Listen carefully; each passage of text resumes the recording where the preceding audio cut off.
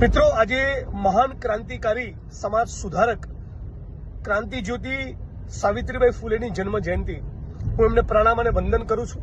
આપ તમામ નવી પેઢીના મિત્રોને જે પણ આ વિડીયો જોવાના છે એમને ખાસ અપીલ કરું છું. હમણાં એક બહુ સુંદર ફિલ્મ ફૂલે, એ સાવિત્રીબાઈ ફૂલે અને જ્યોતિબા ફૂલે એમના જીવન ચરિત્ર ઉપર આવ્યું છે. આપ અચૂક જોજો.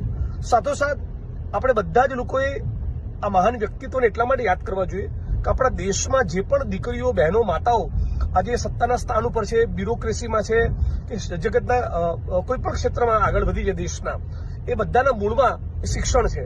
અને શિક્ષણનો પાયો આપણા દેશમાં કોઈએ નાખ્યો હોય એ સાવિત્રીબાઈ ફૂલેએ નાખ્યો.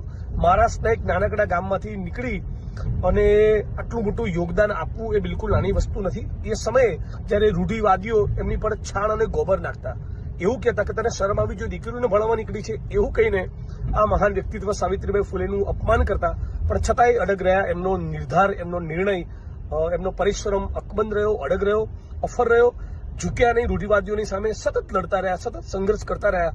અને એનું પરિણામ છે કે આપણા દેશમાં અત્યારે અનેક બેન દીકરીઓ, માતાઓ ધારાસભ્ય, સંસદ સભ્ય, મંત્રી બની શકી છે, IAS, IPS બની શકી છે.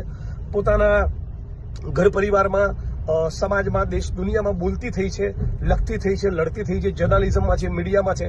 આ બધાના મૂળમાં પાયો છે શિક્ષણનો, અને શિક્ષણના પાયાના મૂળમાં છે સાવિત્રીબાઈ ફૂલે. આવા સાવિત્રીબાઈ ફૂલેની જન્મ જયંતિ પર આપણે બધા જ એમને યાદ કરીએ અને એમનાથી પ્રેરણા લઈએ. અને આપણા વિસ્તારમાં જે પણ દીકરીઓ, બહેનો ભણી ન શકતી હોય એના માટે કંઈક કરીએ તો મને લાગે છે કે સાચા અર્થમાં આપણે સાવિત્રીબાઈ ફૂલેને યાદ કરી રહ્યા છીએ.